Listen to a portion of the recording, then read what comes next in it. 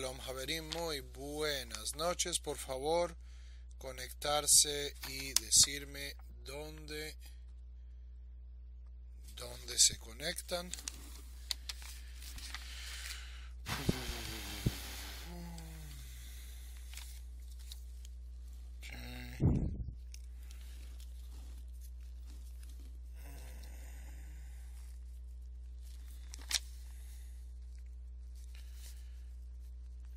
Ok.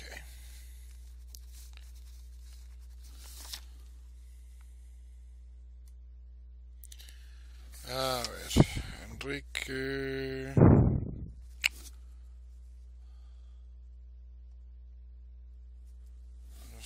Betty Arisa. Héctor en México.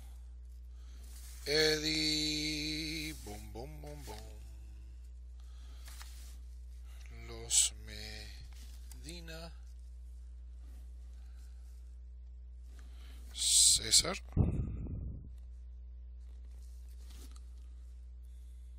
Miriam. Suárez Jiménez. Valente. Rubén de la Hoz. Daniel Torres. Los Barros Duque. Wendy.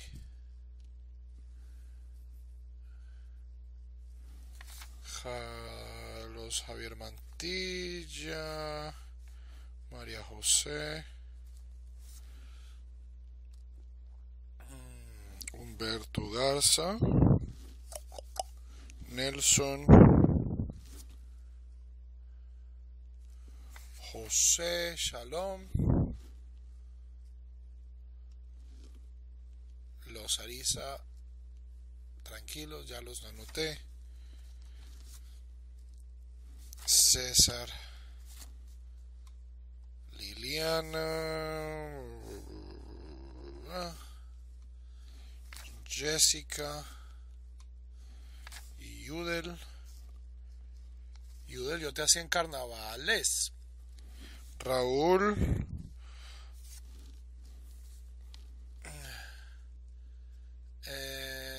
Ok. Rapidito. Nadav. Caterine. Luz Betel. Beni Tapias. Baruch. Familia. Edson. Joaquín. Y Ubaldo. Teresa ya la vi.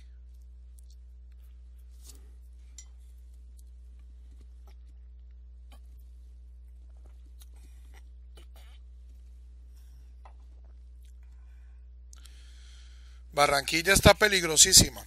Mejor acá ustedes estudiando Torah que en carnavales. Al menos hoy. Mañana pueden ir a carnaval si quieren. Moishe. Ok.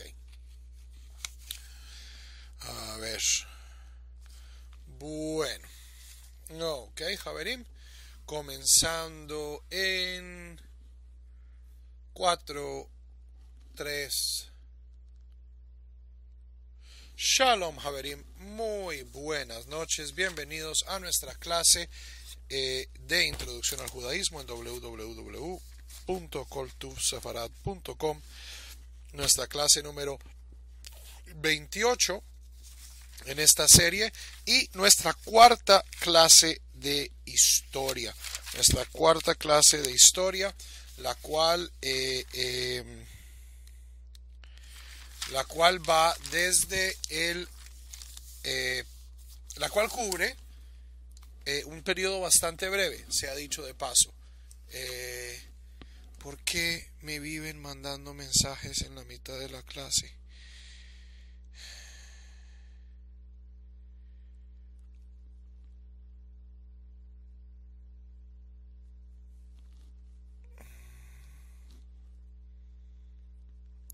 Ok.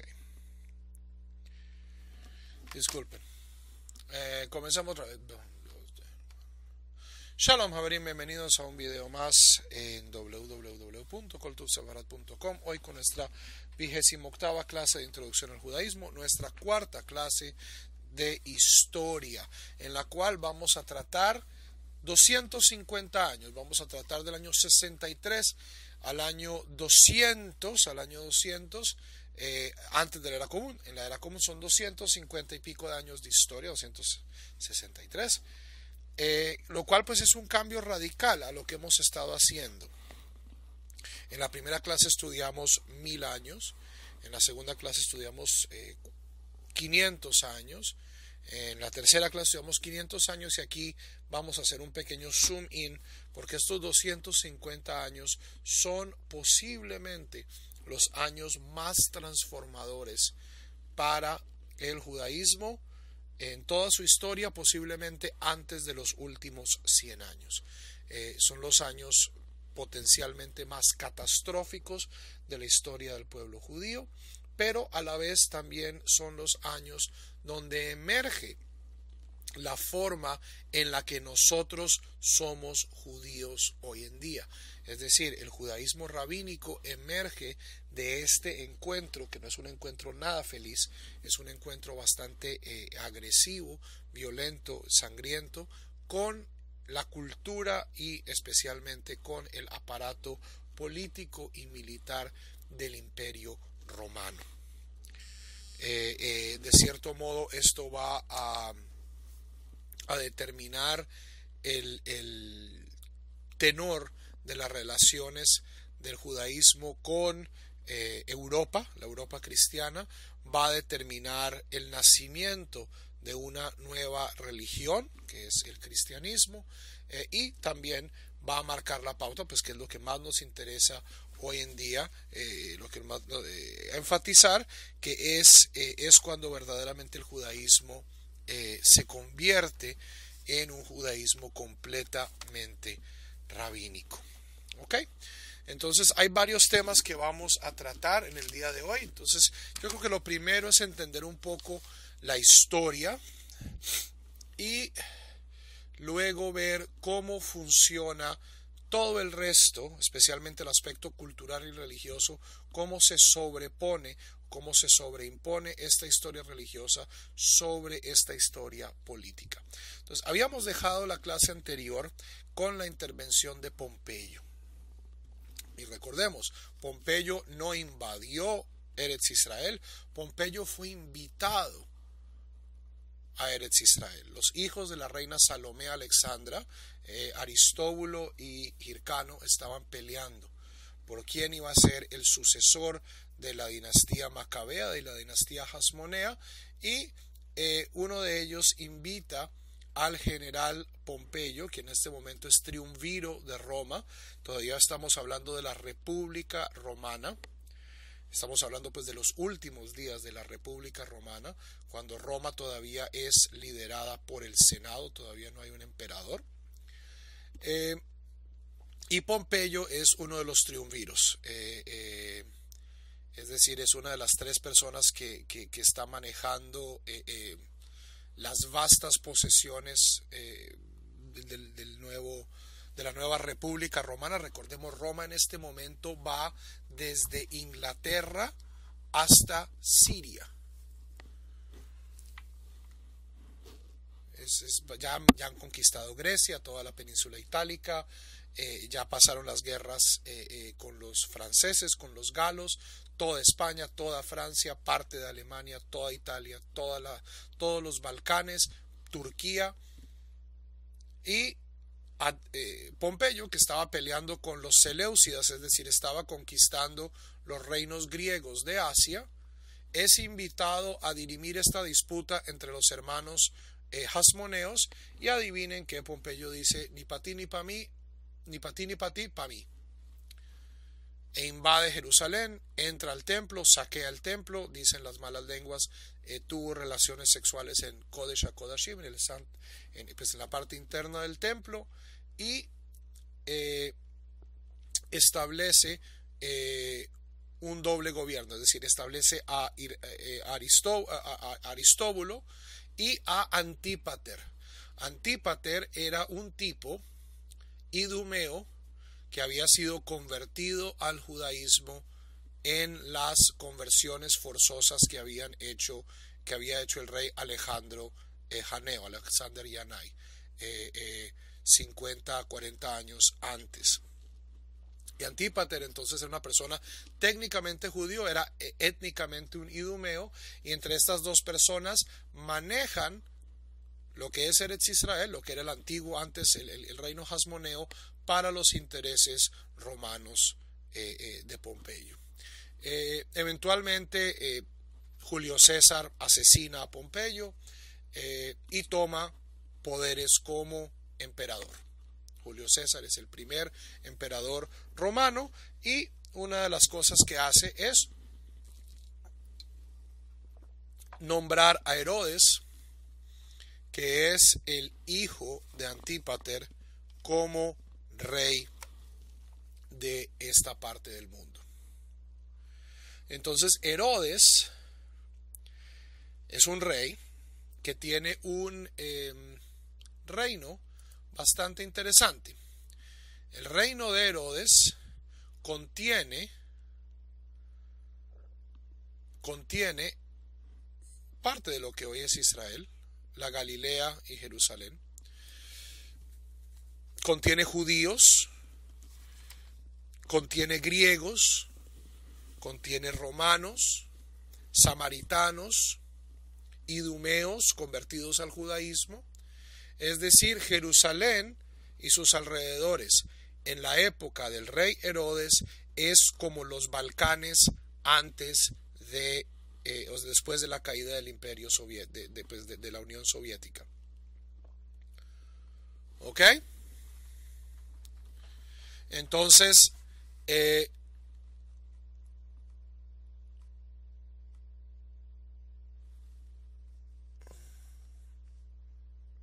Francisco García, ok. Todos estos pequeños grupos étnicos en Eretz Israel no se caían muy bien. Los griegos odiaban a los judíos odiaban a los samaritanos odiaban a los judíos, los romanos, pocos romanos que habían ahí, no la estaban pasando muy bien, y Herodes, a pesar de que ha pasado a la historia como un rey profundamente, una figura tremendamente polémica, tuvo al menos la capacidad política durante 44 años de mantener este salpicón étnico y político tranquilo. Eso no significa que Herodes no fuera sanguinario. O sea, parte de las estrategias de Herodes para mantener esta tensión étnica en Eretz Israel tranquila era ser absolutamente implacable, y era una persona implacable incluso con su propia familia. Esto posiblemente también provenía de una paranoia, pues a la que son propensos los grandes tiranos de la historia. Herodes mandó a matar prácticamente a todos sus hijos, a su mujer, a todos sus asesores cercanos. En algún momento u otro le entraba el miedo de que estos fueran pues a quitarle el poder, y de manera pues muy expedita los mandaba a matar. Entonces Herodes, una persona sangrienta, pero un político bastante astuto, que logró mantener la paz y la tranquilidad durante posiblemente uno de los periodos más peligrosos y más inestables de la historia del pueblo judío, que son pues estos años de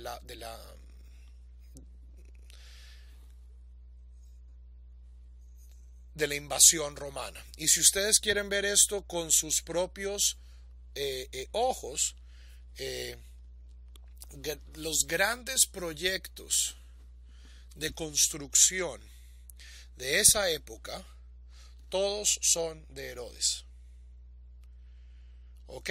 Al sur de Jerusalén, en la vía, o sea, un poquito al oeste, que al este de Belén está el Herodion.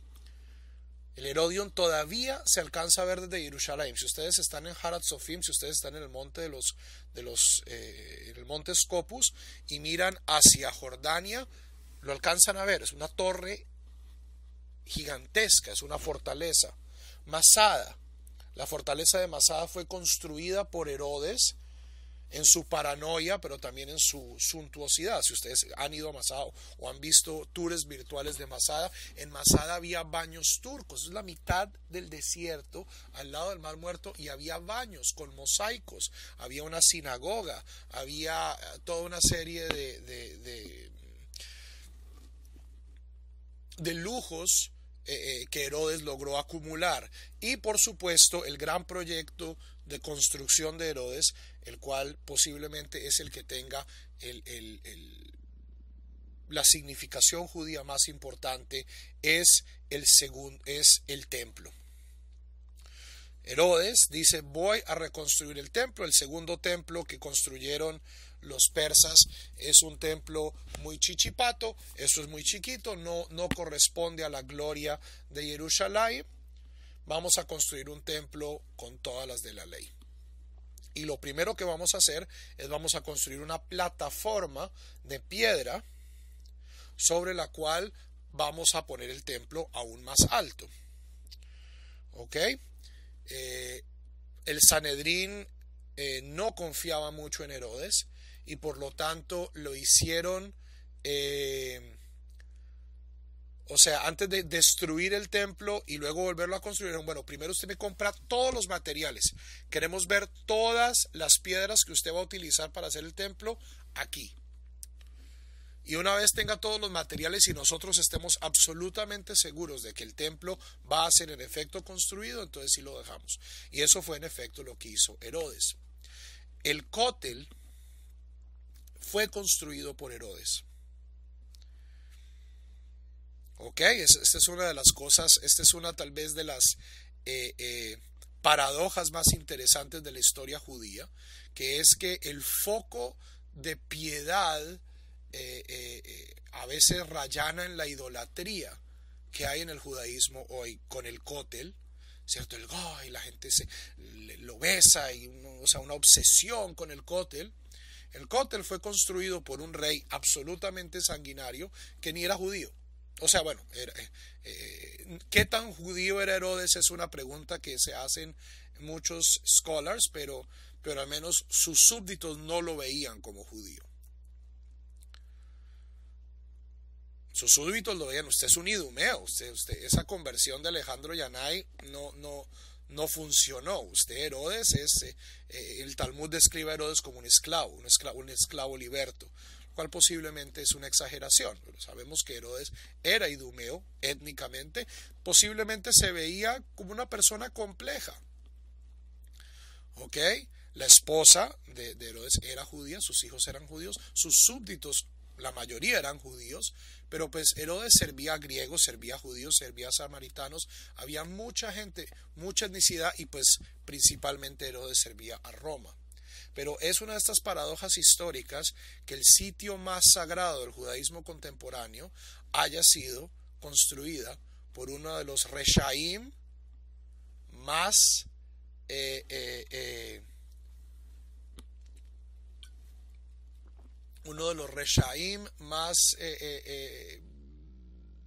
complejos de la historia judía.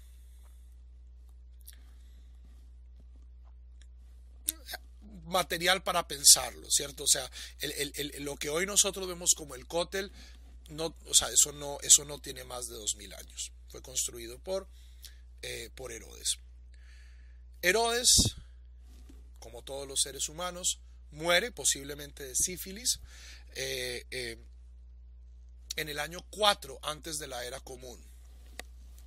Y aquí quiero hacer una pequeña nota al pie. Javerim, es extremadamente difícil extraer datos históricos de la mayoría de los textos que hay de ese periodo. ¿Ok? Y esto es un error que cometen tanto cristianos como judíos. Hay varios textos, entre comillas, históricos de la época. ¿Ok? Entre ellos posiblemente el más famoso es Flavio Josefo. Ahora, Flavio Josefo era un propagandista. Flavio Josefo era Yosef ben Matisyahu, un Cohen, que era uno de los generales de la guerra judía en el año 67. El tipo se entrega a los romanos, Tito se lo lleva a Roma y el tipo pasa el resto de su vida ahí escribiendo en griego propaganda romana. Entonces, a Josefo hay que tomárselo con... Tipo nunca se convirtió, tipo se seguía identificando como judío, pero Javerim, como todos los historiadores del régimen, sea este régimen la Rusia soviética o Cuba o Venezuela o incluso los Estados Unidos, ¿cierto? Los historiadores oficiales del régimen siempre van a producir un producto que le es favorable al régimen. ¿Okay? La historia de la guerra judía narrada por Josefo prácticamente dice, mire, los judíos se la buscaron. Entonces a Josefo hay que tomárselo con escepticismo. Lo mismo a las anécdotas históricas que hay en el Talmud. Muchas de ellas fueron escritas 400, 500 años después de los hechos. Y ciertamente las escrituras cristianas, el Nuevo Testamento, los Evangelios, que fueron escritos 100, 200 años después de los hechos, no son fidedignos. ¿Cierto? En los evangelios, por ejemplo, aparece esta historia de la masacre de los santos inocentes, ¿cierto? Que Herodes, en su paranoia porque va a nacer el rey de Israel, manda matar a todos los niños. Esto no aparece en ninguna otra fuente. O sea, Javerim, si un rey hace tamaño genocidio, ¿ustedes creen que, o sea, esto no sobrevive ni en la Mishnah, ni ninguna otra, o sea, ni ninguna fuente, ni judía ni no judía?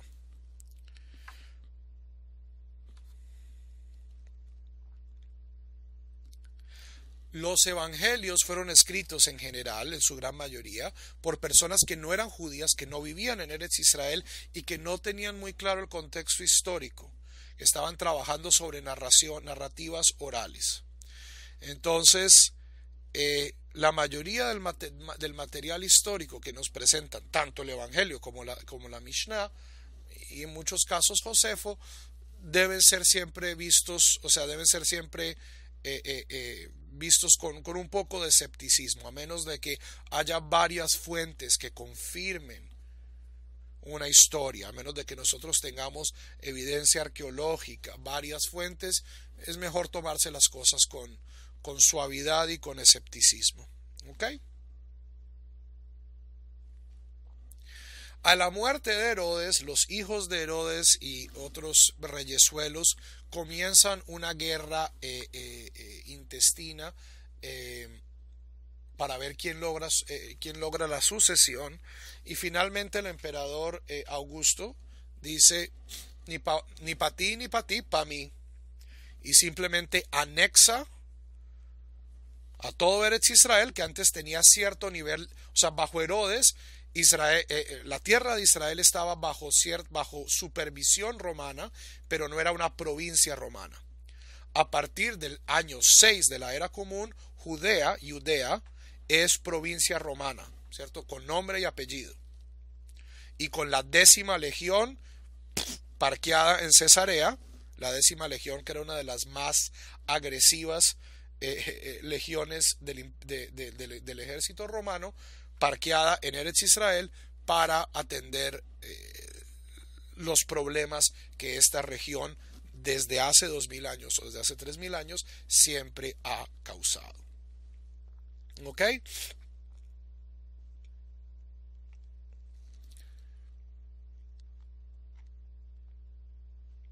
Preguntas.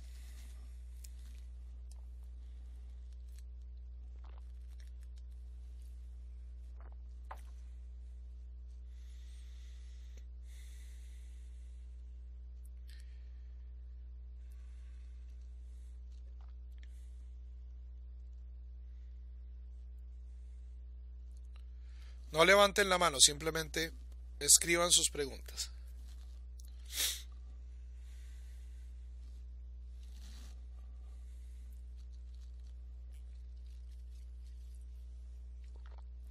Cesarea fue fundada por los romanos. Fue construida por Herodes en honor de César. Una ciudad fastuosa. Si ustedes la visitan hoy, es posiblemente una de las ruinas arqueológicas de ese periodo mejor conservadas. Tiene su acueducto, su anfiteatro. Y va a ser la capital verdaderamente romana de la región. Jerusalén Javerim, como ya habíamos mencionado, parte de la ventaja de Jerusalén es que queda en la porra, como decimos los colombianos. Eso que haya en una montaña arriba, en la mitad de dos cuchillas del valle del Mar Muerto, de la Shfelá, eso es imposible llegar. Cesarea queda en un puerto muy bonito, con acceso al mar. Yo estoy en 3 días en Alejandría, estoy en 4 días en Atenas, estoy en 2 semanas en Roma. ¿Ok?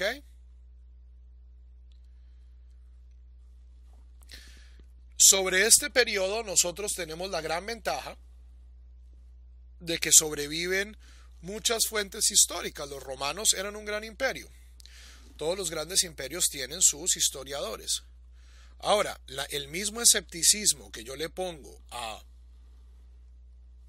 Josefo, se lo pongo a Tito Livio o se lo pongo a Suetonio. O sea, ningún historiador antiguo y ningún historiador contemporáneo yo le puedo creer a pie juntillas.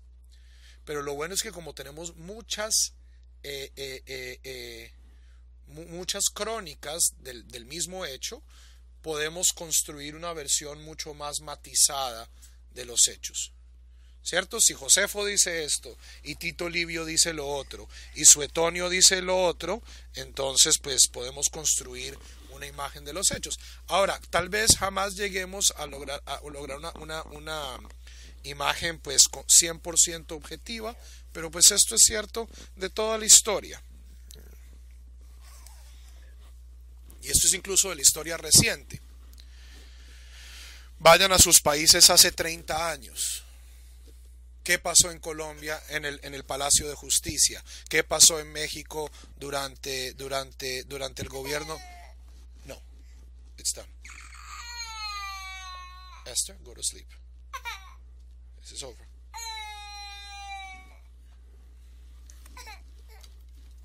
Here you go. Okay, drink. Vamos a encontrar diversas opiniones. Eso pasó hace 30 años. Imagínense esto que pasó hace 20 siglos, si vamos a poder encontrar algo objetivo. Ya vamos a llegar a Masada. Entonces,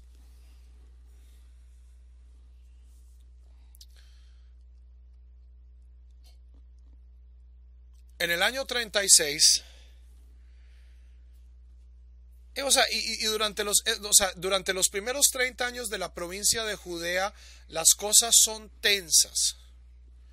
La gente no le caen bien los romanos, pero pues, como no sé si ustedes han visto esta película del grupo cómico inglés Monty Python, La vida de Brian. Hay una escena famosísima de la película donde están los revoltosos de Judea y están diciendo, vamos a sobreponernos sobre estos romanos, los romanos asquerosos. ¿Qué han hecho los romanos por nosotros? Y comienza a decir la gente, el acueducto. Bueno, sí, el acueducto es bueno, salud pública, seguridad. Los romanos, como hicieron en toda parte del imperio, o sea, los romanos en esto son muy parecidos a todos los imperios que les han precedido, incluyendo al imperio norteamericano en el que vivimos hoy en día hasta cierto punto. Los imperios primero vienen, arrasan, y luego ¿qué hacen? Hacen avenidas muy bonitas.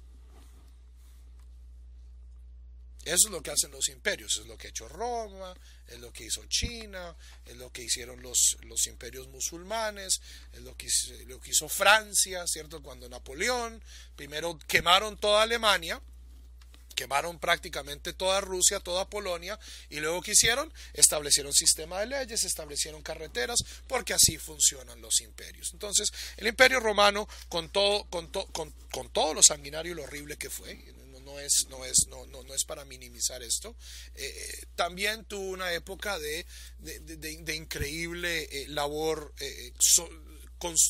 constructiva y social. ¿Cuándo comienzan a dañarse las cosas? Las cosas comienzan a dañarse alrededor del año 40, del año 36 al año 40, bajo el reinado del emperador Calígula, del emperador Cayo Calígula, y durante la procuraduría de Pilatos, Poncio Pilatos. Pilatos, célebre en el Nuevo Testamento como un santo inocente que se lava las manos, ¿cierto? O sea, Javerim, los evangelios, las escrituras cristianas fueron escritas en griego para un público romano. Los romanos son pobres palomas que le tienen que hacer caso a la turba enardecida de judíos. Eso tiene su motivo. Es los evangelios, las escrituras cristianas estaban escritas. Go to sleep. That's it, Esther. That's two. Gracia, please come here.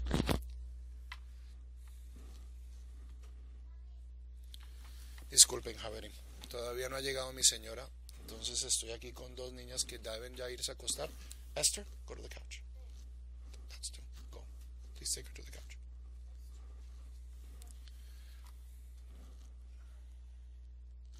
You can be in Gracia's couch over there, but you have to go to sleep. Go. And close your eyes and go to sleep. No. You're going to be sleeping. Gracia's reading to herself. Entonces Pilatos, que en las escrituras cristianas es presentada como una persona, como un alma caritativa, tanto las fuentes romanas como las fuentes judías lo presentan en una luz bastante más negativa. Pilatos robó, Pilatos ejecutó a muchísimas personas, si entre ellos estaba un predicador galileo de nombre Jesús de Nazaret. Es bastante posible, aunque Javerim, la evidencia histórica que hay para la existencia del personaje es cero. La gran joya, ¿cierto?, es lo que se llama el Testimonium Flavianum, que es un párrafo en Josefo, que no tiene ni pies ni cabeza, donde Josefo dice, y Jesús de Nazaret era el Mesías, y ya, o sea, si Josefo hubiera pensado que Jesús de Nazaret era el Mesías, le hubiera dedicado libros y libros y libros y libros y libros. Esa referencia no tiene ni pies ni cabeza, ciertamente el griego del Testimonium Flavianum no cuadra con el resto del griego de Josefo, que es que el griego de Josefo es bien particular, o sea, es un Spanglish, es un griego pero como con morfología aramea, tiene las construcciones de las frases son más bien, tienen una gramática semítica. Entonces Josephation hablaba el griegation, ¿cierto? Tenía griego uribeño, como decimos en Colombia.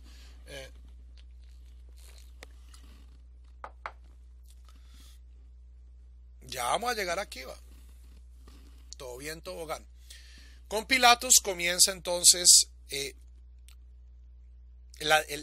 decaimiento y las cosas llegan a un punto de ebullición bajo Calígula. Calígula estaba loco. Esto es algo que todo el mundo, tanto los romanos como los judíos, como los griegos, como toda la gente que vivía en el Imperio Romano sabía y se quejaban. Y Calígula establece que él debe ser venerado como Dios por todo el imperio. Ahora, todos los emperadores, desde Augusto, esperaban cierto tipo de adoración divina, incluso desde Julio César, que José tiene toda la razón, nunca fue declarado emperador abiertamente. El divo Julio, ¿cierto? El divino Julio, y en la mayoría del imperio eran adorados como dioses. Había estatuas de los emperadores que recibían el tratamiento de dioses. Los judíos hasta Calígula habían sido exentos de este tipo de servicio.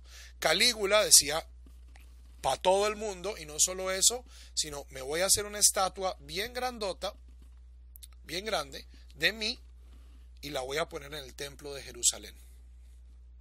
Por supuesto, Eretz Israel y todas las provincias judías estallan en ira. Eso es estúpido, es horror. Esto no puede suceder. Tanto así que Alejandría, que tenía los judíos más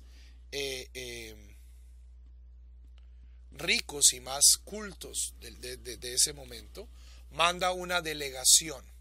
Y una de las personas que iba en esa delegación era Filón de Alejandría, el gran filósofo, el gran intelectual judío helenístico, y él escribe un libro que se llama Legatus ad Gaium, lo escribe en griego, que habla de su experiencia como embajador de la comunidad judía ante el emperador Calígula, diciendo por favor no se le ocurra hacer eso.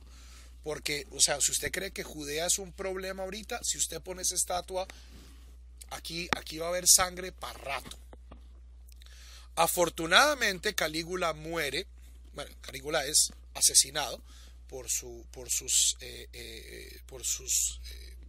guardaespaldas para salvaguardar el imperio, y el plan de la estatua nunca se cumple. Pero ya la tensión estaba ahí. Hay un rey que es nieto de Herodes, que se llama Herodes Agripa, es un rey bastante positivo, trata de mantener la paz. Incluso los rabinos, que en general le tienen muy poco cariño a los reyes herodianos, tratan a Agripas con respeto en el Talmud, ¿cierto? Hay leyendas positivas sobre él. Pero la cosa comienza verdaderamente a decaer en el año 64. Cuando Floro, que era uno de los procuradores de Judea, saquea el templo para cubrir las deudas de la provincia. La gente pues traía sus donaciones al templo, sus diezmos, su maaser. Floro necesita plata y hizo lo que hizo Sennacherib, lo que hizo Nabucodonosor, lo que han hecho varios reyes a través de la historia, incluyendo el mismo Pompeyo, va y saquea el templo. Y este es el fósforo que comienza la gran rebelión. Comienzan a haber grupos de lo que se llaman celotes, Canaim en hebreo, Canaim, personas celosas de Dios o de Israel, o los famosos sicarios. La palabra sicario proviene del arameo sica. Sica es un cuchillito curvo que esta gente guardaba dentro de las mangas. Iban caminando por la calle, apuñalaban a soldados y a ciudadanos romanos y luego seguían derecho, y pues se perdían entre la multitud, que es lo que los sicarios hacen. Van, disparan y se pierden entre la multitud. La palabra sicario, los primeros sicarios no eran paisas, eran de Judea. Y en el 67, cansados ya de la inestabilidad, los romanos mandan a Vespasiano. Vespasiano llega con 3 legiones, llega a lo que hoy es Haifa y comienza a conquistar a diestra y siniestra. Entonces los mapas quedaron un poco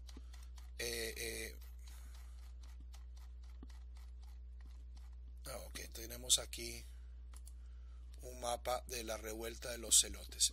Entonces en el 67 Vespasiano llega en lo que hoy es Naharía y comienza, primero conquista toda la Galilea, y en la Galilea se rinde a él Yosef ben Matitiahu, el general judío, que luego va a llamarse Flavio Josefo, y va a acompañar a Vespasiano, y va incluso a vivir o sea, el mecenas de él va a ser el emperador Vespasiano. Las tropas romanas van hacia el sur, y en el 68 sitian a Jerusalén.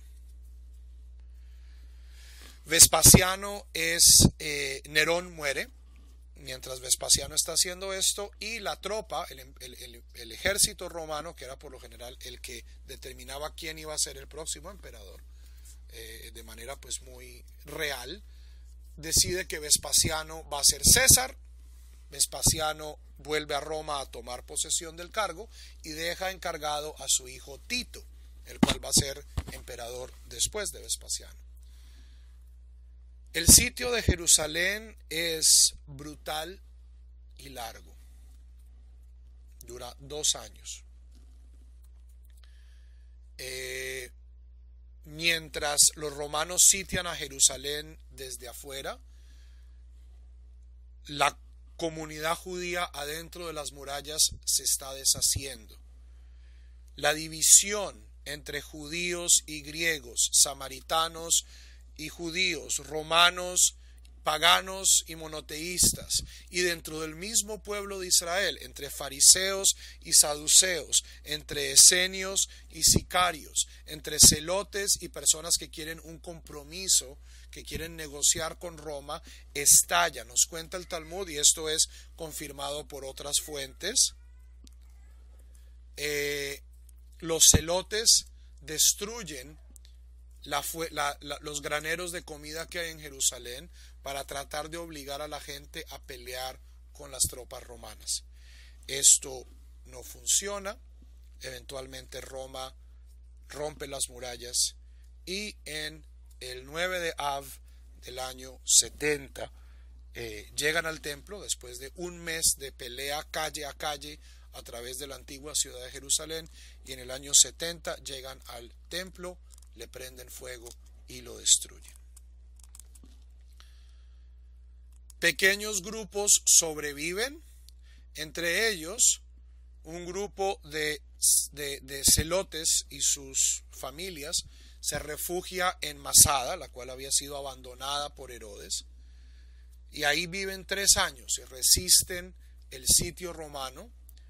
Y antes de que, los romanos estaban construyendo una rampa para poder traer todo su arsenal de sitio a Masada. Esa rampa todavía es visible. Si ustedes van a Masada, se ve, la rampa todavía está ahí. Los romanos, cuando construyen algo, lo construyen en serio. Si ustedes van a Roma, hay cosas que todavía están ahí desde esa época. Y los celotes de Masada prefieren suicidarse antes de dejar que caiga en manos romanas. Ahí comienza la leyenda de Masada, que es pues confirmada por la arqueología. Josefo tiene una narrativa bastante larga, que es bastante parecida a la propia narrativa de Josefo. Esta es la gran victoria romana. La gran victoria romana. En Roma hacen monedas que dicen Judea capta. Judea ha sido capturada, y muestran una mujer esclavizada, atada de manos, debajo de una palmera. Esa es la imagen de Judea derrotada. Durante los próximos 40 años vamos a tener relativa tranquilidad. Los rabinos, y ya vamos a tener que revisitar, vamos a tener que contar esta historia otra vez, pero desde el lado espiritual y religioso. Los rabinos tienen una época tremendamente activa en estos 40 años entre la destrucción del templo y la invasión de Trajano. Se canoniza la Biblia, la bobadita, ¿cierto? en esos 40 años, después de la destrucción del templo, ¿cuál es el resultado? Tenemos el Tanaj, tal cual lo conocemos. O sea, la Torá ya existía al menos desde la época de Ezra. Los libros de los profetas, los salmos habían sido canonizados más bien como por popularidad, pero en esta época todavía no sabíamos si, por ejemplo, Shira Shirim, si el Cantar de los Cantares era parte de la Biblia o no, si Eclesiastés era parte de la Biblia o no, si Ezequiel era parte de la Biblia o no. Alrededor del año 100, y sabemos exactamente dónde pasó en la casa de Rabí Tarfón en Lud, que es donde ustedes aterrizan si llegan hoy a Israel, donde queda el aeropuerto. Los rabinos se reúnen y dicen: estos son los libros que forman parte de nuestro canon.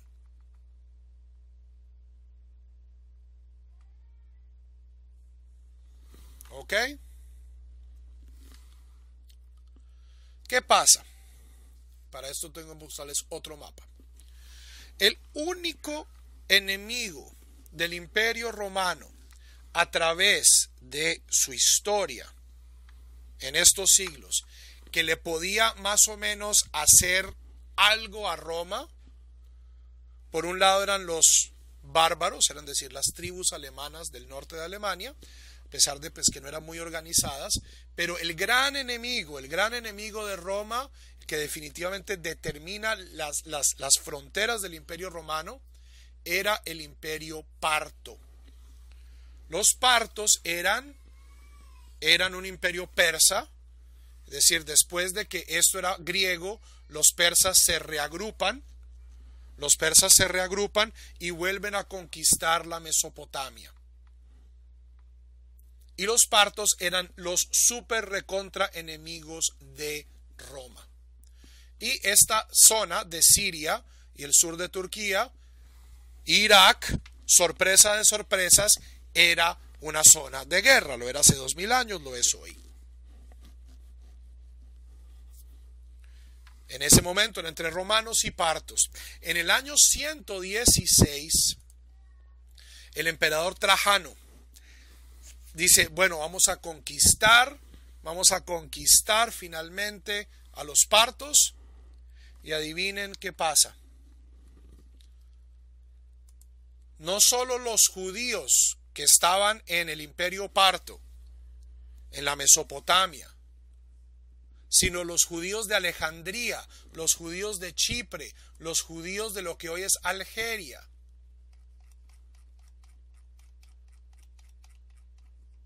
en Eretz Israel, hacen revueltas.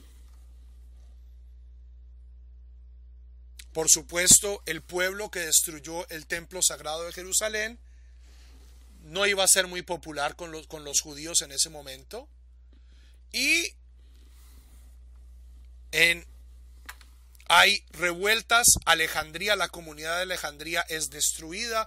La comunidad de Cirene, de Ptolemais, la Cirenaica, lo que hoy es Algeria, son destruidas. Los judíos de Chipre son asesinados. Hay masacres en Eretz Israel. Pero los judíos de Babilonia defienden las fronteras del Imperio Parto a capa y espada y finalmente logran notablemente detener el avance romano, tanto así que los romanos jamás van a poder o van a intentar conquistar el Imperio Parto de nuevo.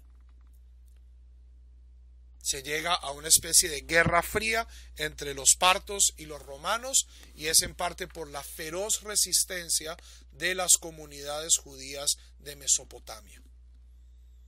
Gente que eran descendientes de los exiliados de Nebuchadnezzar, que vivían una vida relativamente feliz bajo los partos y que por supuesto le tenían todo el odio del mundo a Roma por cómo habían destruido el templo. ¿Ok?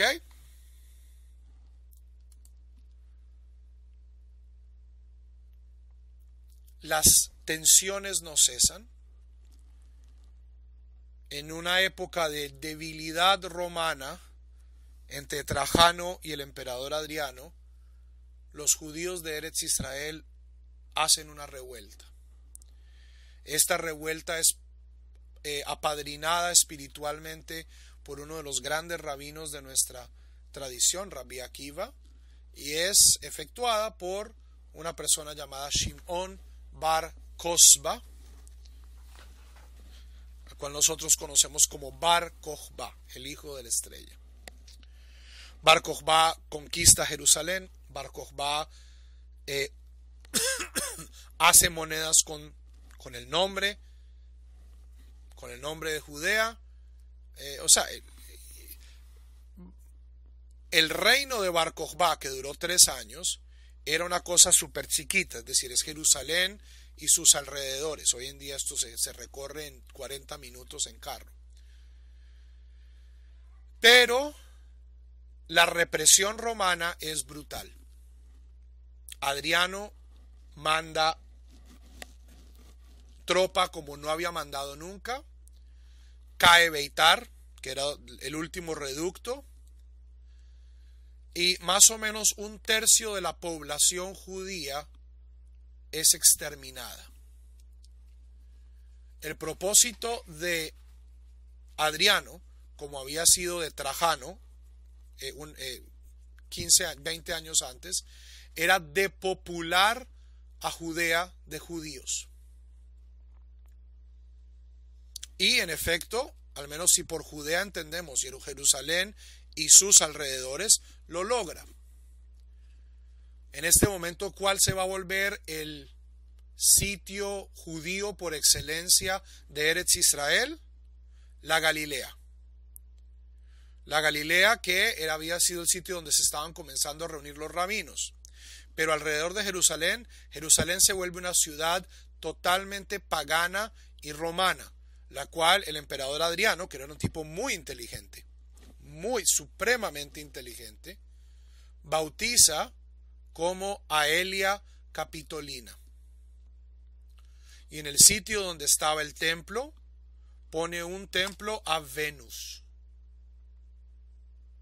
Es decir, en la explanada del templo, sobre la cosa de Herodes, sobre el cótel, pone un templo a Venus. Y le cambia el nombre a la tierra de Israel, que se había llamado desde los persas Yahud o Yudá o Yehudá, le cambia el nombre y le pone Siria Palestina. De una manera muy deliberada, tratando de borrar la huella de la presencia judía en Eretz Israel.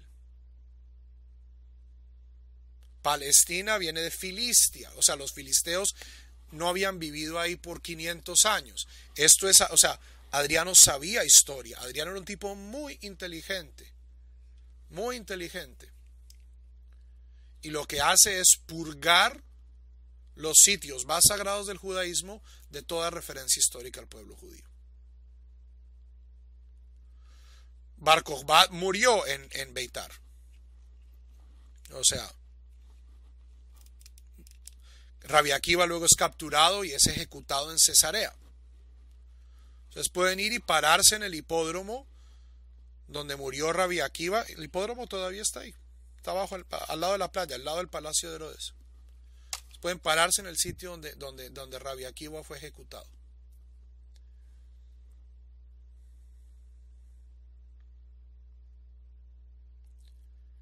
El nombre Palestina comienza con Adriano.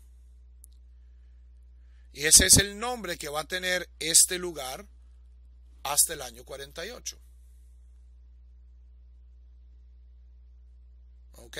Y sin entrar en honduras políticas contemporáneas, el propósito de Adriano era, en efecto,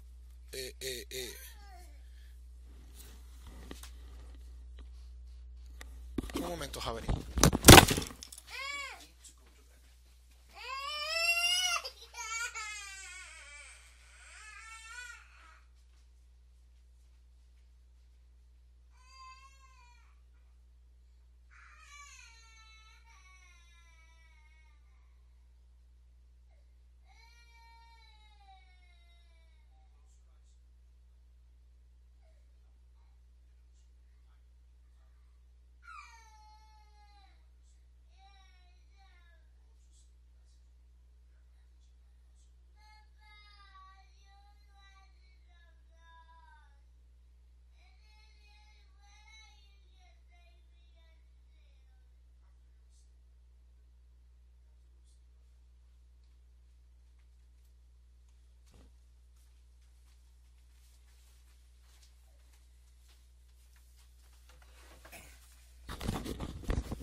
Ok. A ver.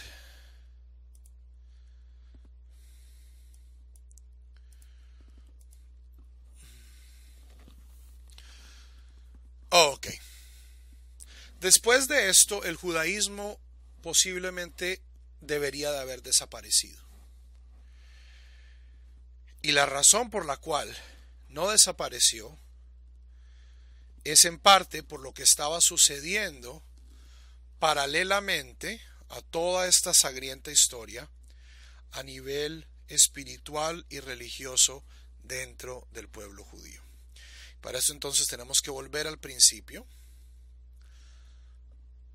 e incluso antes, a la época de control griego. En la época de control griego ya habíamos hablado la vez pasada que había dos grandes partidos. Por un lado estaban los saduceos y por el otro lado estaban los fariseos. Ahora, por grandes partidos, Javerim, estamos hablando dentro de la élite intelectual. La mayoría de la gente eran lo que los fariseos, los rabinos llaman Amei Haaretz, gente del común, ¿cierto? Gente sin mucho conocimiento, una religión folclórica, popular. Dicen los historiadores que estos movimientos en sus ápices, en su apogeo, posiblemente no llegaban a más de 5,000 personas. ¿Ok? ¿Quiénes eran los saduceos? Los saduceos en hebreo se llaman los tzadukim. Vienen de tzadok. Tzadok era un sacerdote en la época de los reyes, de los cuales descienden los kohanim, que son kasher para servir en el templo. ¿Ok? O sea, técnicamente todo kohen puede servir en el templo, pero a través de la historia hay ciertas familias que ganaban cierto privilegio. Que esto es, por ejemplo, claro en la historia del profeta Jeremías. Primer capítulo del profeta Jeremías dice: yo soy Jeremías de los Kohanim de Anatot. Y estos eran Kohanim que habían sido exiliados del templo y habían sido mandados al pueblito de Anatot, que eso queda en la tribu de Benjamín. Hoy pues es las afueras del norte de Jerusalén.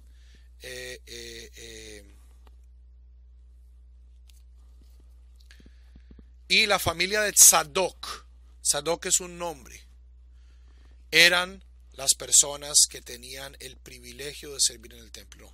No bien, o sea, el nombre Tzadok viene de Tzadik, pero los saduceos venían de Tzadok, no de Tzadik, y Tzadik no tiene nada que ver con raíz. ¿Ok? Los saduceos eran aristocracia, por lo general eran Kohanim, estaban centrados en el templo y eran literalistas bíblicos.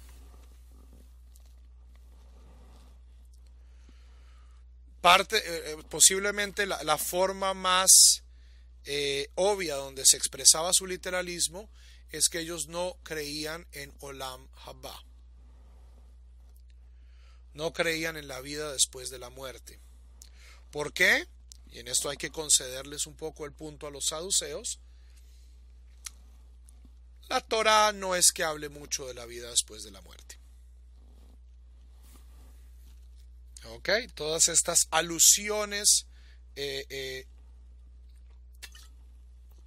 descubren los fariseos son alusiones.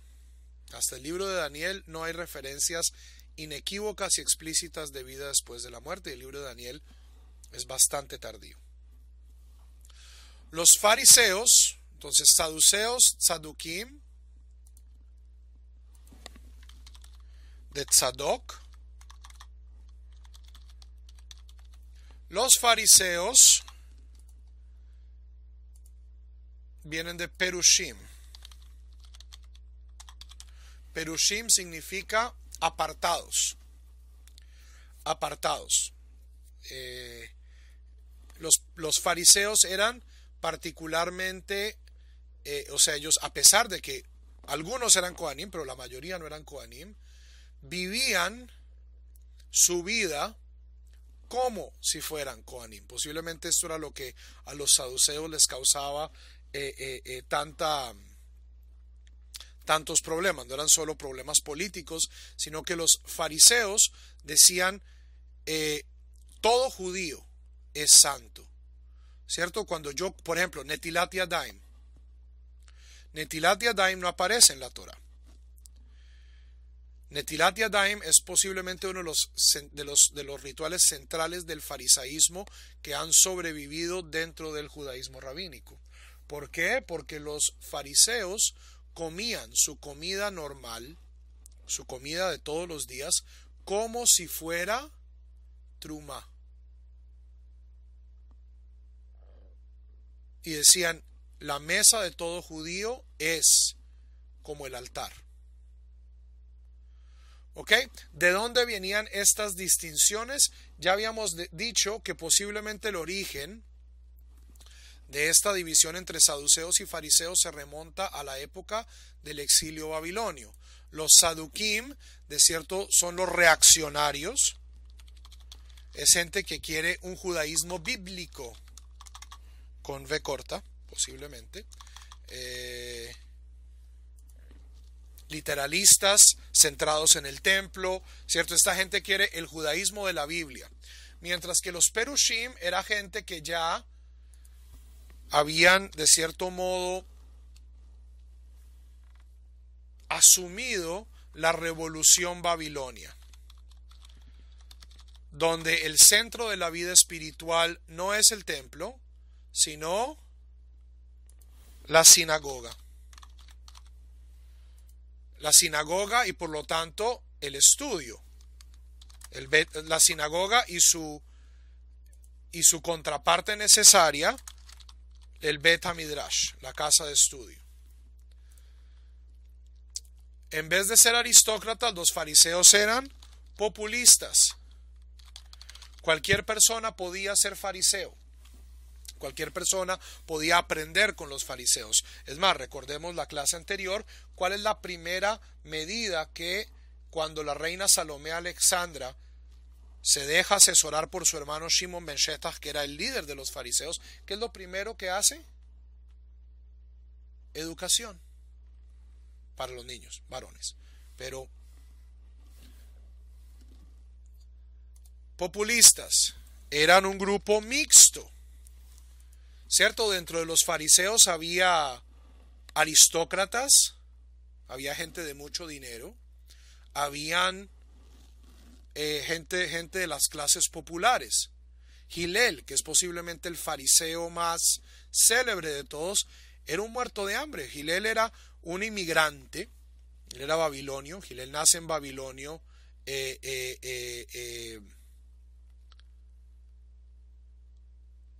Hillel nace en Babilonia, emigra a Eretz Israel para poder estudiar con los fariseos, y se dice que pasaba hambre, pero entre los fariseos habían aristócratas, habían personas de muy escasos recursos, habían conversos.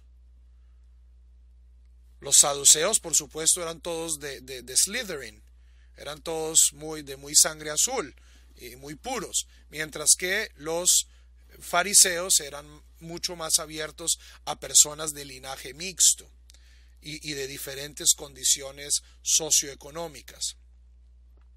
Y la aproximación exegética de los fariseos era mucho más alegórica. ¿Por qué?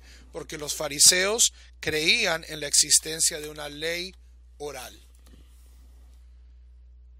lo que en griego luego es llamado deuteroseis, una segunda ley, una serie de tradiciones orales que nos enseñan a leer la Torá escrita. Una de las tradiciones orales que estos fariseos defendían era la existencia de una vida después de la muerte. ¿Ok? Estas dos sectas pelearon por varios siglos. Durante la época de los reyes hasmoneos, los saduceos tuvieron una época de apogeo. Luego, bajo Salomé Alexandra, los perushim tienen su cuarto de hora. Pero a través de esta cronología, tenemos fariseos y saduceos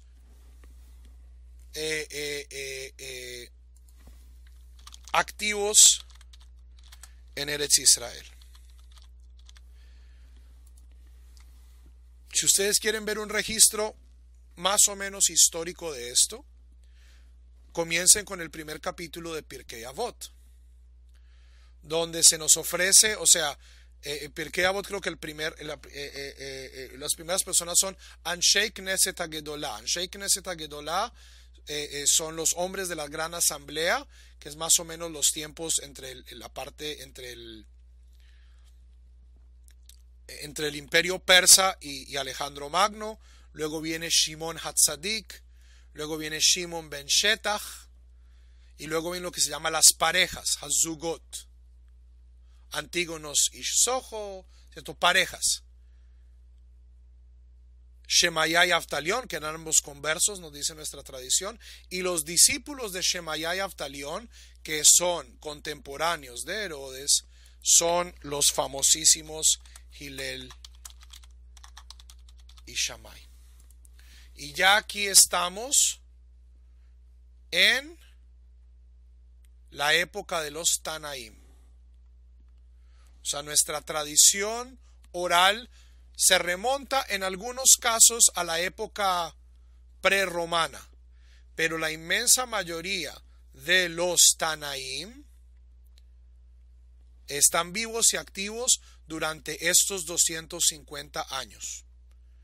Es decir, los primeros Tanaim verdaderamente relevantes en cuestiones halágicas que tenemos son Hillel y Shammai. Hay menciones de Shimon ben Shetach, hay mencioncitas por aquí y allá de Shimon Hatzadik, pero verdaderamente, o sea, Hillel y Shammai y sus discípulos traen un corpus inmenso de material a lo que hoy nosotros conocemos como la literatura rabínica.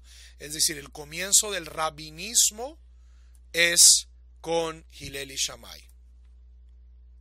Por supuesto, pues tenemos grandes leyendas. Hillel es más abierto, más amable, una personalidad ciertamente revolucionaria. Shammai es mucho más saduceo. Shammai incluso, uno podría decir, le coqueteaba al saduceísmo.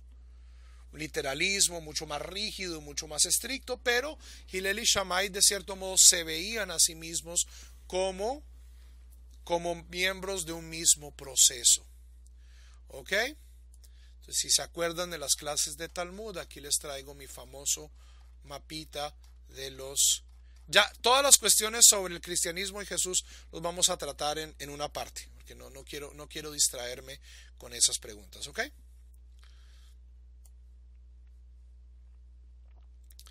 Hillel y Shammai, los dos grandes sabios de la primera generación de Tanaim. Tenemos que el rabino, posiblemente la bisagra del movimiento rabínico, es Rabban Yohanan ben Zakkai. Y nos dice el mismo Talmud que Rabban Yohanan ben Zakkai era el alumno menos aventajado de Hillel. Menos aventajado de Hillel, es decir, era el malito de la clase, pero es el que sobrevive. En Masejet Gitín, esto está, muy pronto la voy a subir a los cañonazos talmúdicos para aquellas personas que nos oyen en diferido. Se nos narra la historia de Yohanan ben Zakkai. Rabbi Yohanan ben Zakkai, nos dice el Talmud, era el cuñado del jefe de los sicarios. Y Rabban Yohanan ben Zakkai está en la Jerusalén sitiada. Y va y le dice al tipo: oiga, ¿ustedes por qué están quemando la comida negociemos con los romanos. Aquí nadie va a salir vivo. Y que dicen los celotes, que dicen los sicarios, dicen no. Dios está con nosotros, nuestra causa es justa, Roma es pecadora, Roma es Edom, no podemos negociar con ellos. Rabban Yohanan ben Zakkai dice, tenemos que negociar con Roma, tenemos que rendirnos. Y dicen, no. Finalmente Rabban Yohanan teme por su vida y se hace sacar de Jerusalén en un ataúd. Y va y se entrega a los romanos. Y según la leyenda, es cierto, le dice a Vespasiano que va a ser emperador. Y justo en ese momento llega, cierto, el correo donde dice ha muerto Nerón. Esto pues es una anécdota, una leyenda rabínica, no sabemos exactamente si es cierto o no. Josefo tiene justamente una historia muy parecida sobre sí. Dice que él le vaticina a Vespasiano que él va a ser emperador y se cumple, y por eso Vespasiano no solo lo perdona sino que lo adopta. ¿Cuál es la petición de Rabban Yohanan ben Zakkai? Dice, mire, Jerusalén está perdida, deme Yavne y sus sabios, déjeme enseñar Torah, yo me rindo, yo lo voy a servir, voy a servir a Roma, yo me entrego, vamos a ser buenos súbditos de Roma, vamos a pagar nuestros impuestos, pero por favor no nos mate y déjenos estudiar Torah. Y ese es el comienzo verdaderamente del movimiento rabínico. Con la destrucción del templo, ¿qué pasa con el saduceísmo? Con la destrucción del templo, el saduceísmo pierde relevancia. O sea, un judaísmo centrado en el templo, sin templo, pues no tiene sentido. Entonces, después de la destrucción del templo, los saduceos desaparecen. Y lo único que queda son la voz cantante en la tradición van a ser los fariseos. Hay otro grupo que hay que mencionar por su interés histórico, que son los esenios. Los esenios eran formas místicas extremas de farisaísmo. ¿Ok? Los esenios pensaban que el mundo era una secta apocalíptica. Es decir, el concepto de apocalipsis es un concepto judío, es un concepto. Roma es tan malo, Roma es tan pecadora que esto solo puede significar que la redención se acerca. Los esenios eran monásticos, es decir, vivían en el desierto. No tenían relaciones sexuales, tenían unas reglas tremendamente estrictas de pureza, tanto sexual como ritual. Por ejemplo, tenían que ir a la mikve todos los días, no podían defecar en Shabbat. ¿Cómo sabemos esto?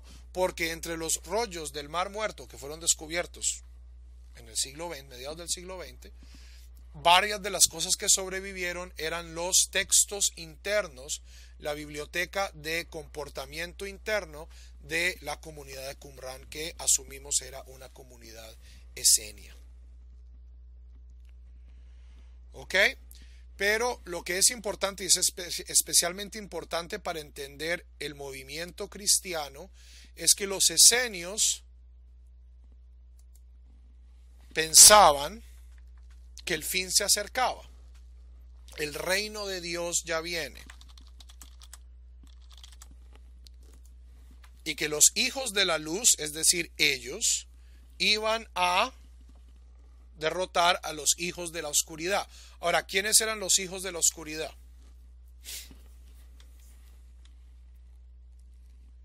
Para que vean que nada ha cambiado. Tout ça change, tout ça la même chose. Entre más las cosas cambian, más permanecen la misma vaina. Para los esenios, ellos por supuesto eran Benei Or, los hijos de la luz. ¿Quiénes eran los hijos de la oscuridad?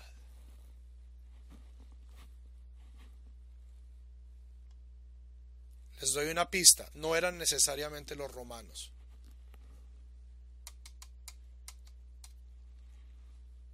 Eran todos los demás judíos que no eran esenios.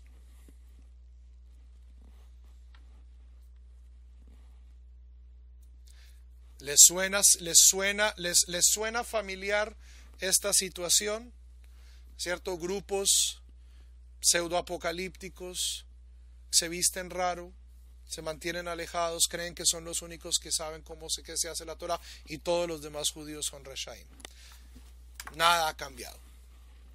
Los esenios, ¿qué pasa con los esenios? ¿Por qué desaparecieron los esenios? Porque simplemente los esenios, a diferencia de los Perushim y de los Sadukim, y de ciertamente los sicarios y los celotes, los esenios eran pacifistas. Los esenios pensaban que Dios iba a mandar a sus ángeles a protegerlos, y cuando Vespasiano y Tito conquistan el desierto de Judá, ¿qué es lo que hacen? Se pasan a todos estos tipos a cuchillo. Entonces, no hay saduceos porque el templo se acaba. No hay esenios porque primero que todo los esenios eran célibes, entonces no había forma de hacer esenitos o esenitas. Y segundo porque los romanos los mataron a todos. Entonces, ¿quiénes son los que quedan con el liderazgo espiritual del pueblo judío después de la destrucción del templo? Nuestros Jajamim de bendita memoria. Y es una cosa bien interesante. Miren que a Hillel nunca se le dice Rav. Hillel y Shammai nunca es Rav, Hillel, Rav, Shammai. Y Yohanan es Rabban, nuestro maestro. Pero es después de la destrucción del templo que todos comienzan a ser Rav, Rabbi Yehoshua, Rabbi Eliezer, los dos grandes discípulos de Rabbi Yohanan. Rabbi Eliezer ben Hircanos era un aristócrata galileo, le coqueteaba al shamaísmo, le coqueteaba al saduceísmo, y por lo tanto la halajá nunca es como él. Rabbi Yehoshua, un pobre herrero que siempre tiene la razón. Un pobre herrero que la halajá casi siempre lo sigue. ¿Por qué? Porque es muchísimo más flexible. Rabban Gamliel, bisnieto de Hillel, es el Av Bet Din de Yavne. Es el que va a liderar la generación de Yavne. Y para aquellos que han seguido los cañonazos talmúdicos, no siempre una figura fácil de digerir. Rabban Gamliel era una figura, un aristócrata que especialmente no se la llevaba bien con Rabbi Yehoshua y tenían sus problemas. Pero lo bonito de ellos es que todos trabajaban juntos. Rabbi Yehoshua y Rabbi Eliezer tienen un alumno, Rabbi Akiva. Akiva ben Yosef. Yosef, nos dice la tradición, era un converso, descendiente ¿de quién? ¿De quién era tataranieto Yosef Abu Akiva? Nos dice Masejet Gitin, de Hamán. Dijeran eso. Hablamos en Purim. El rabino posiblemente más importante de los Tanaim tenía sangre amalequita. Y Rabbi Ishmael. Y entre estos dos se daban duro y parejo. Rabbi Akiva era el místico, Rabbi Ishmael era el aterrizado, el racionalista. Y mira, la Torah, Dibrat Torah Kilshon Bnei Adam, la Torah se expresa en el lenguaje de los hombres. Rabbi Akiva le sacaba significado a cuanta letra, a cuanto error de ortografía hay en la Torah, eso Akiva le sacaba significado. Akiva vive en esta generación importante, en esta generación central entre la destrucción del templo y la destrucción de Bar Kokhba. Estos 55 años son posiblemente los años formativos más importantes del judaísmo. Aquí tenemos activos a Rabban Yohanan ben Zakkai, a Rabbi Eliezer, a Rabbi Yehoshua, a Rabbi Akiva, a Rabbi Ishmael. Se canoniza la Biblia. La Biblia es canonizada, es decir, ya tenemos el Tanaj como lo conocemos, sucede entre estas dos catástrofes. Como lo suelen ser los periodos entre catástrofes. Entre la Primera y la Segunda Guerra Mundial, la humanidad hizo avances increíbles. Esto, pues no voy a ponerme a explicar ni especular por qué pasa, pero sucede. Entonces, en esta generación, entre la destrucción de Jerusalén y la caída de Beitar, tenemos un desarrollo de Torah increíble. Ahora nos dice el Talmud que cuando a Rabbi Akiva lo matan también a prácticamente todos sus discípulos, lo cual no es de sorprendernos. Si Rabbi Akiva en efecto era el instigador espiritual de la revuelta de Bar Kokhba, y era el tipo que dijo Bar Kokhba es Mashiach, Bar Kokhba va a traer la redención, pues no debe sorprendernos que sus estudiantes fueran también soldados y estuvieran muy involucrados en el movimiento revolucionario, compañero, y hubieran caído bajo la represión romana que le siguió. Pero, y esto nos dice el Talmud, sobreviven escondidos, a veces literalmente escondidos en una cueva, cinco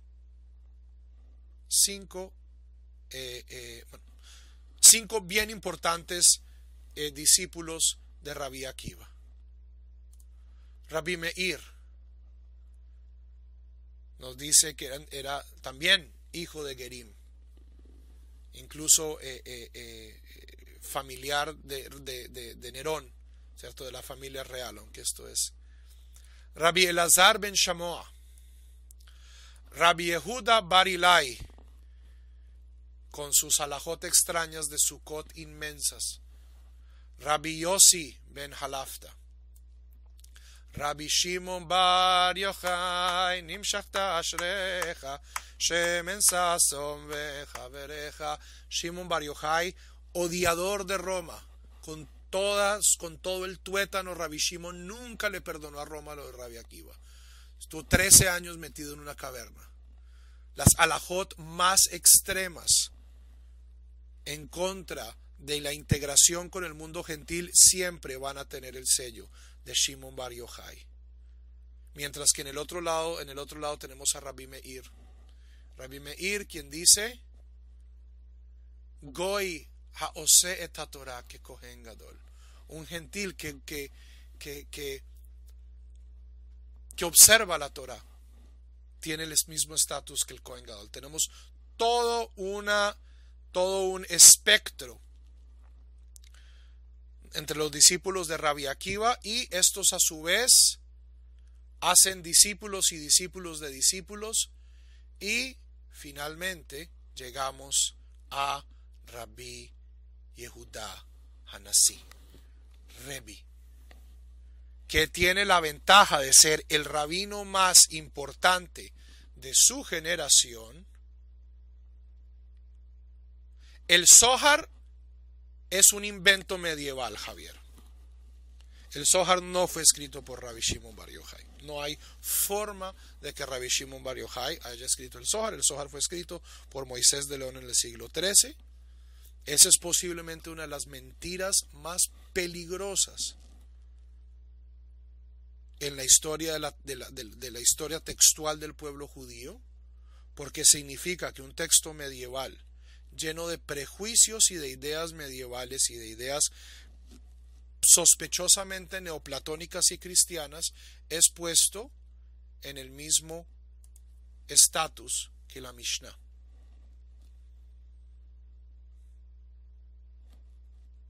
Rabbi Shimon bar Yochai es el autor ficticio del Zohar, es el personaje central del Zohar, pero es como si yo volviera a escribir el Quijote ¿cierto? Pues eso no me hace Cervantes. Tal vez me hace Pierre Menard, pero no me hace Cervantes. Rabbi Yehuda Anasí tiene una doble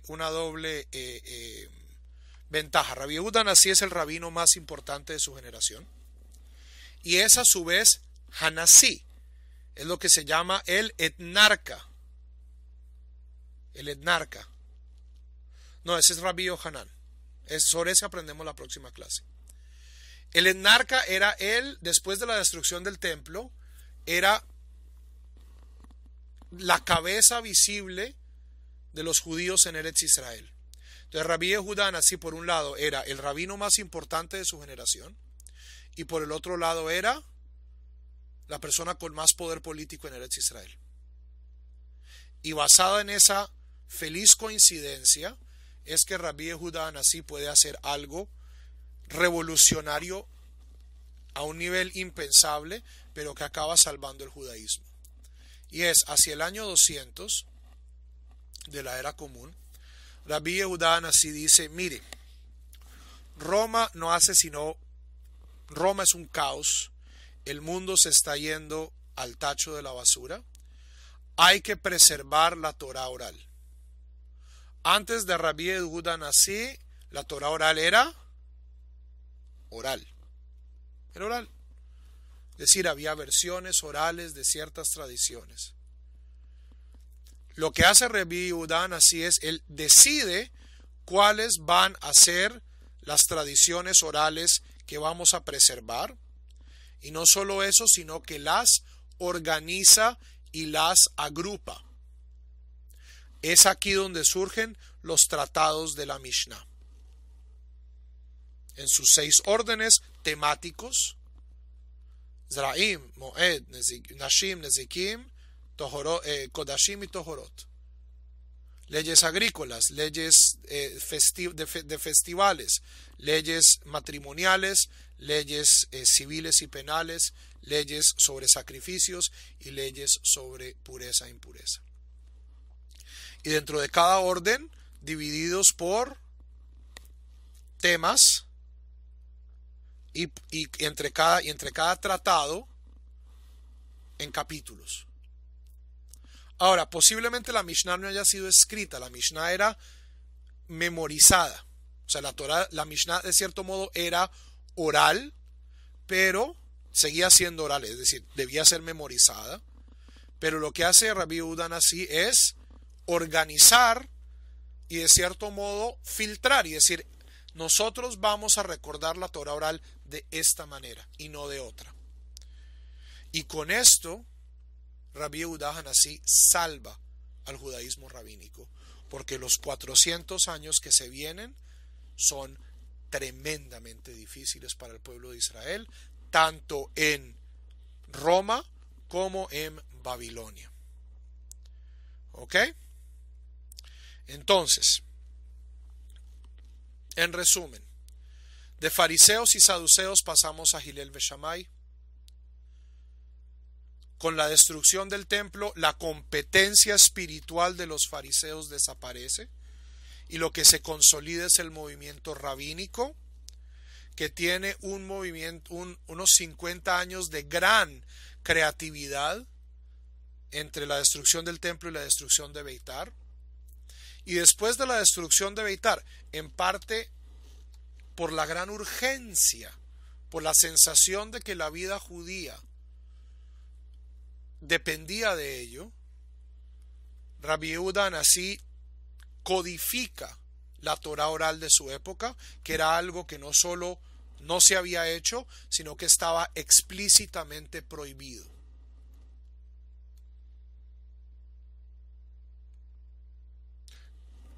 ¿Ok? Pero con esto salva al judaísmo.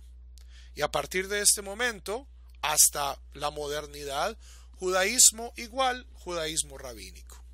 Ya vamos a hablar de los caraítas, pero principalmente judaísmo igual judaísmo rabínico. Preguntas sobre este tema.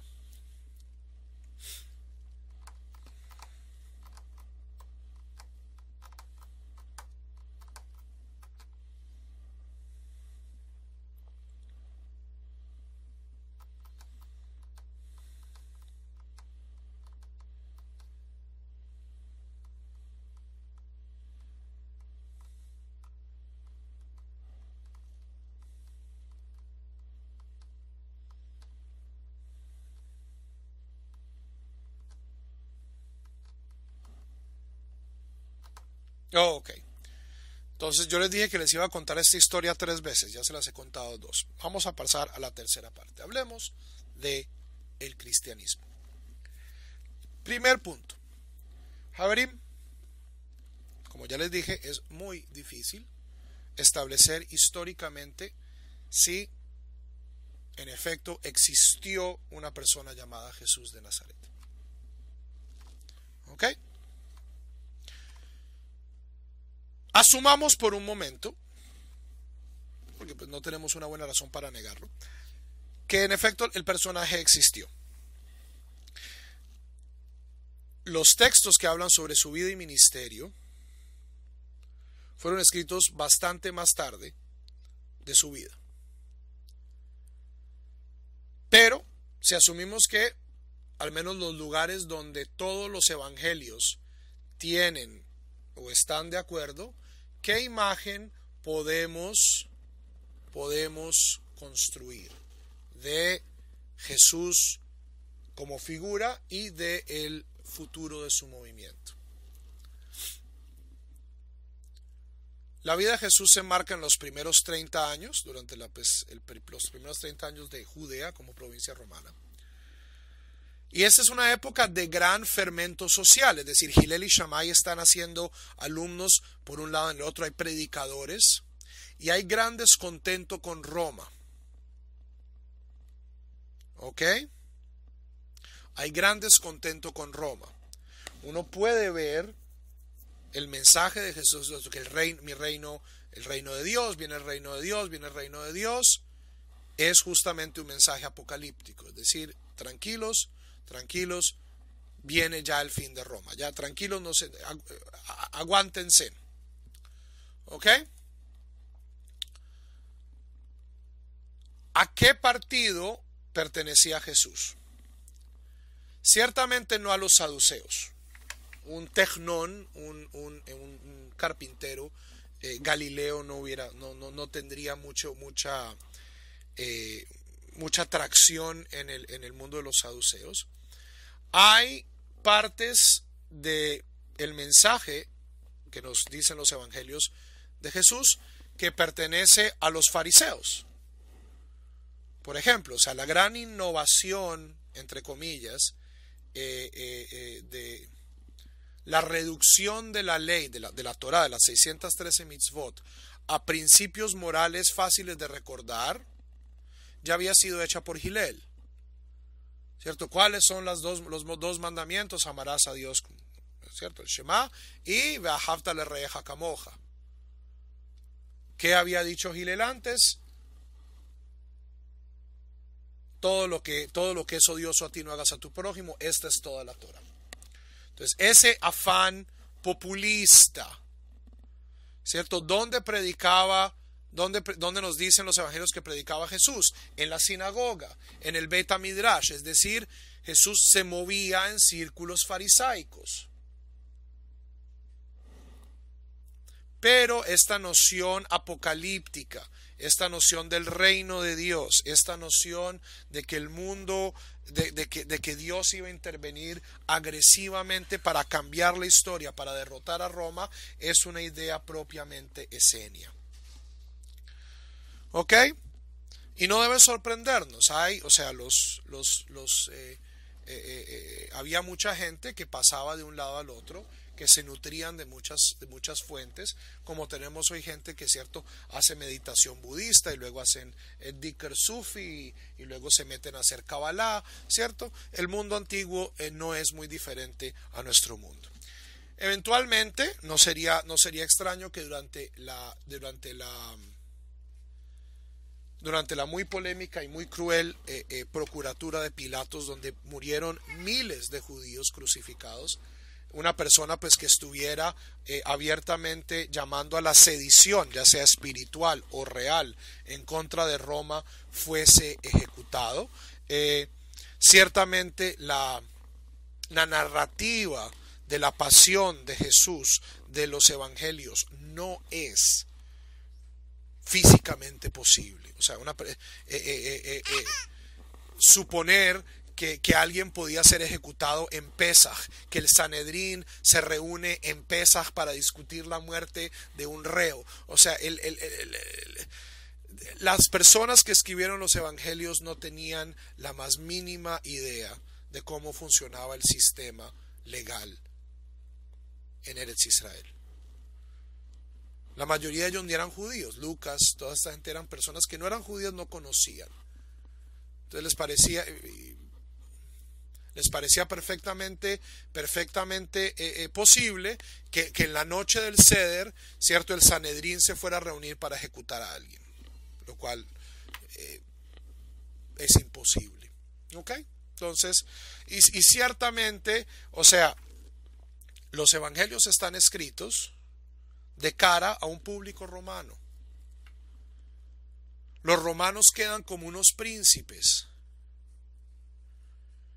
Poncio Pilatos no quiere matarlo, se lava las manos, pobre alma de Dios. Mientras que los judíos, su sangre estará sobre nuestras cabezas y las cabezas de nuestros hijos. ¿Quién dice esas barbaridades?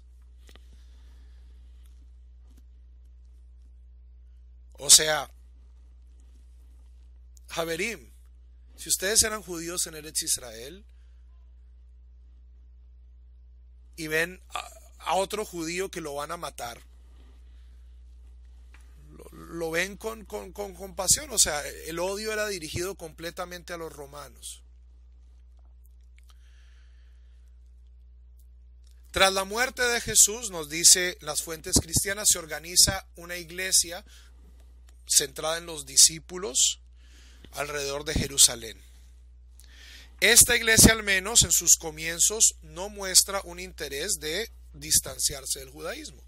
Siguen yendo al templo, siguen identificándose como judíos, y el que viene a cambiar todo esto es un personaje que es posiblemente la persona que se inventa el cristianismo como tal, que es Pablo de Tarso. Pablo de Tarso era un judío o converso al judaísmo o hijo de conversos, no sabemos muy bien, tremendamente ignorante. O sea, el Nuevo Testamento dice que era súper fariseo, que era pues uno de los fariseos más importantes, pero el que haya leído a Pablo de Tarso se da cuenta que el tipo no tenía ni idea de farisaísmo.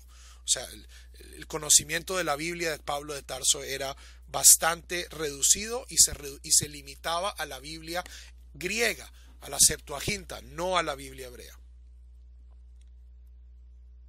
Es posible que Pablo de Tarso no supiera hebreo, no pudiera leer la Torá en hebreo. Y Pablo de Tarso comienza a predicar en las comunidades diaspóricas, en las comunidades diaspóricas, Tesalónica, Galatia, Atenas, llega hasta Roma. ¿Ok? ¿Por qué? Y esto es algo que la gente no sabe a veces, y es que en esta época, justo antes de la destrucción del templo, el judaísmo era la religión más proselitista de Roma. Había dos grandes religiones orientales en ese momento que estaban ganando adeptos, a diestra y siniestra. Por un lado era el mitraísmo, que es una religión oriental de Irán, basada en la adoración del dios Mitras, muy popular con la soldadesca romana. Y la otra era el judaísmo, que era muy popular con los aristócratas,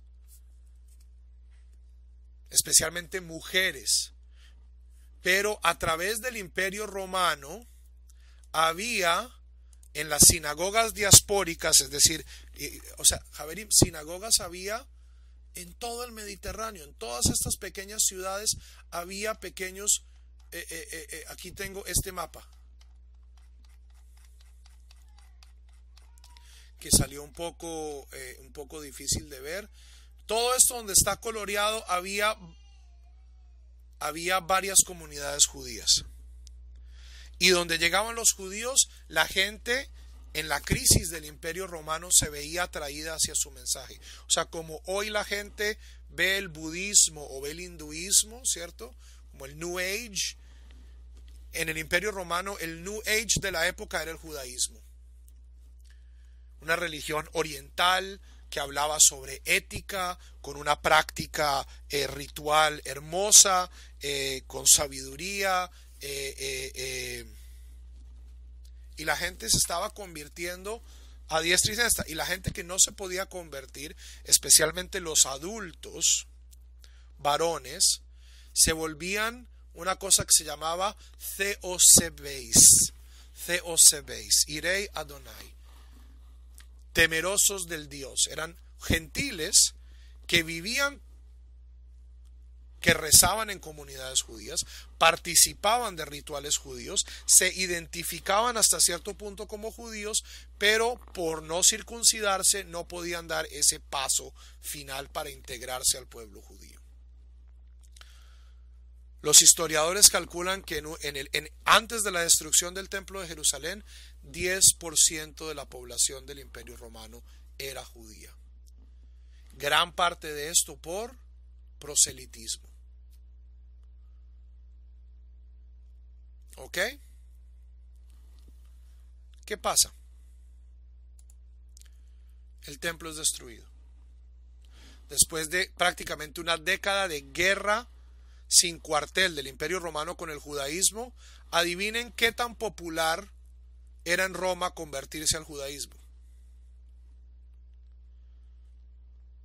Esto es como hoy en Estados Unidos convertirse al Islam.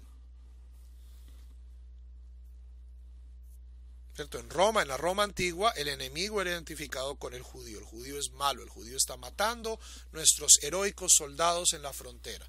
Los judíos son un asco. La retórica islamofóbica de los Estados Unidos, o sea, convertirse al judaísmo justo antes de la destrucción del templo, incurría uno en el mismo ostracismo social que hoy convertirse al Islam en Estados Unidos. Por un lado, y luego viene la destrucción de Jerusalén. Imagínense cómo afectó eso el proselitismo. Y por el otro lado, Saulo de Tarso, desarrolla esta visión del cristianismo como un judaísmo para los gentiles. ¿Y qué es lo primero que desecha? Fue un gran punto de debate entre él y Pedro, es decir, la iglesia de Jerusalén, la circuncisión, que era el gran obstáculo para que el judaísmo se volviera verdaderamente una religión masivamente proselitista. Entonces, tanto la historia como la alternativa paulina conspiran para que el cristianismo se vuelva cada vez más una opción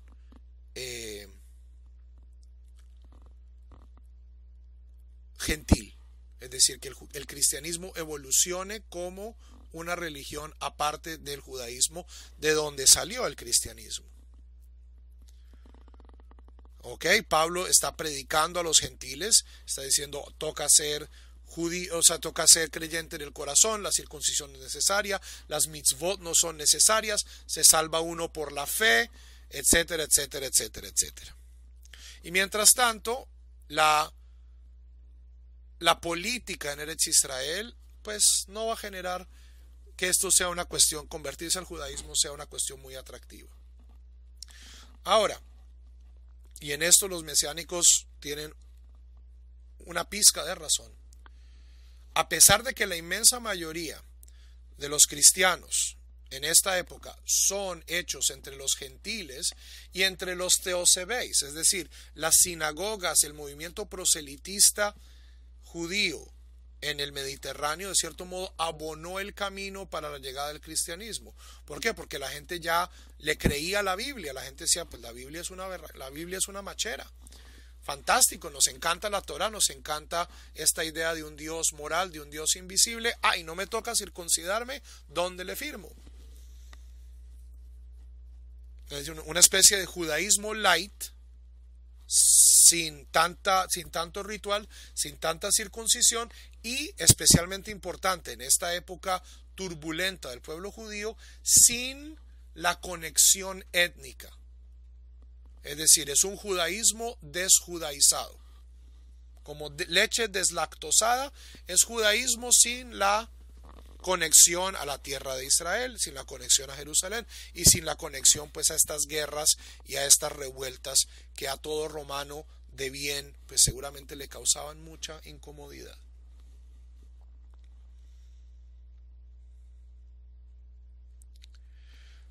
Lo que sí es cierto, y aquí es donde digo que los mesiánicos tienen una pizca de verdad, es que especialmente en Jerusalén sobrevivió